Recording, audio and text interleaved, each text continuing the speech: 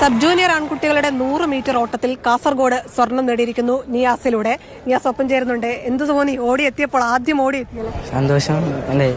ഒരുപാട് നാളത്തെ പ്രാക്ടീസ് ആയിരുന്നു. എങ്ങനെയാണ് ഈ പരിശീലനം ഒക്കെ ഉണ്ടായത്? 4 ദിവസത്തെ പ്രാക്ടീസ് ഉണ്ടായി. 4 ദിവസത്തെ പ്രാക്ടീസ് ഉണ്ടായിട്ടുള്ള പ്രാക്ടീസ്. അവിടെ ഒരു ട്രാക്ക് ആയെങ്കിലും നീലേശ്വർ അല്ലേ, അവര് നല്ലൊരു ട്രാക്ക് ഇല്ല. സ്കൂളിലാണെങ്കിൽ സാധാരണ ഗ്രൗണ്ടിലാണ് അവന് ഓടി പഠിച്ചത്. ചെറിയ ക്ലാസ്സിന് ഓടുമായിരുന്നു. കാഴ്ച പരിമിതികളുണ്ട്, അതും തരണം ചെയ്തിട്ടാണ് ഇവന് ഓടിയിട്ട് ജയിച്ചത്. നമുക്ക് നല്ലവണ്ണം അഭിമാനമാണ്. നാട്ടുകാരെ നല്ല സപ്പോർട്ട് ഉണ്ടായിരുന്നു.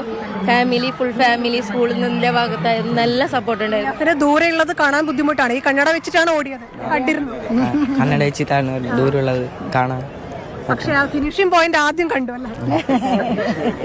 സന്തോഷമുണ്ടല്ലേ? പ്രാക്ടീസ് ചെയ്യാനൊക്കെ സൗകര്യങ്ങൾ കുറവായിരുന്നു, അതുകൊണ്ടാണോ പ്രാക്ടീസ് ചെയ്യാൻ പറ്റാതിരുന്നത്? 3 ദിവസം നീലേശ്വരത്ത് ക്യാമ്പിന് പോയി. കോച്ച് ഉണ്ടായിരുന്നോ പ്രാക്ടീസ് നൽകാൻ? ഇല്ല. ഒറ്റയ്ക്കാണ് പഠിച്ചത്, ഒറ്റയ്ക്കാണ് ഓടി പഠിച്ചെടുത്തത്. എന്ത് തോന്നുന്നു ഇങ്ങനെ നിയാസ് കൊച്ചുമോൻ ഓടി? ഭയങ്കര സന്തോഷം. പ്രതീക്ഷിച്ചിരുന്നോ ഇത് ഒന്നാമത്?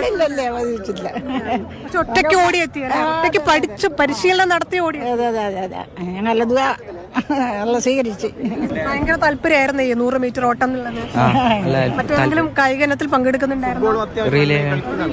ഫുട്ബോൾ നന്നായി കളിക്കുന്ന ഒരു കളിക്കാരനാണ്. അവന് ഉയർത്തിക്കൊണ്ടുവരാൻ ബാക്ക് സപ്പോർട്ട് ഇല്ല. നമ്മൾ നന്നായി കൊടുക്കുന്നു. ഫാമിലി ഭാഗത്തുനിന്ന് സൗകര്യം കുറവാണ്. സ്കൂളൊന്ന് പറഞ്ഞേ കേൾക്കട്ടെ.